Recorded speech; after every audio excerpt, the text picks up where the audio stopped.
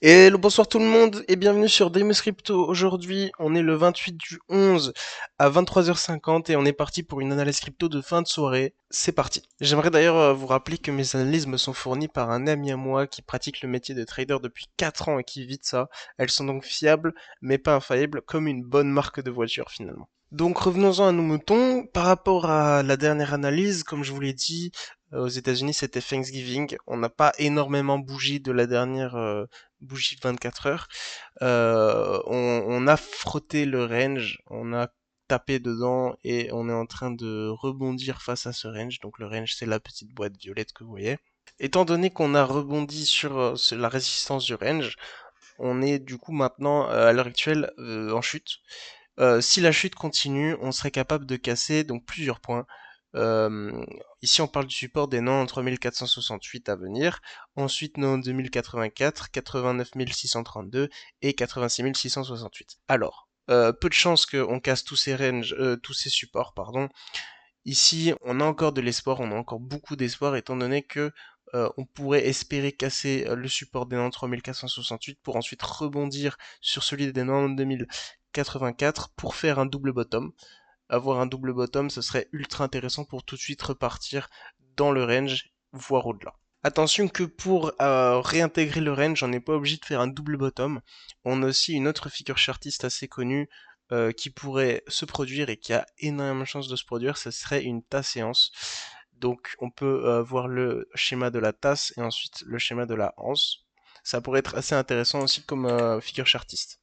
Alors on va d'ailleurs faire un petit tour sur la map de liquidité, ça pourrait être assez intéressant à visualiser. Ici, on peut constater qu'il y a énormément de liquidité autour des 100K.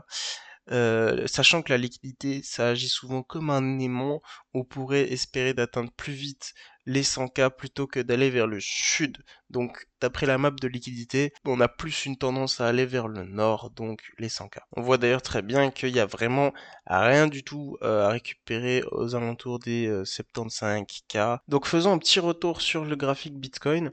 En daily cette fois, en daily on peut constater une ligne de tendance baissière, à savoir que si on ne va pas au-dessus de cette ligne de tendance baissière, on ne pourrait jamais espérer atteindre les 100K.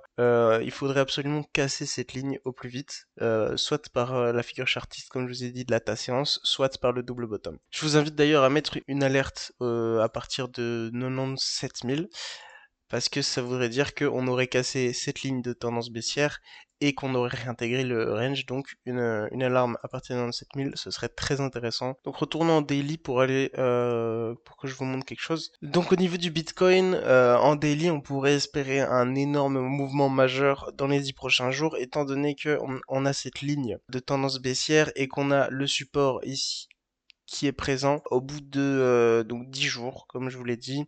Dans les 10 prochains jours, on est obligé d'avoir un énorme mouvement qui devra soit faire péter le Bitcoin par le haut, soit par le bas.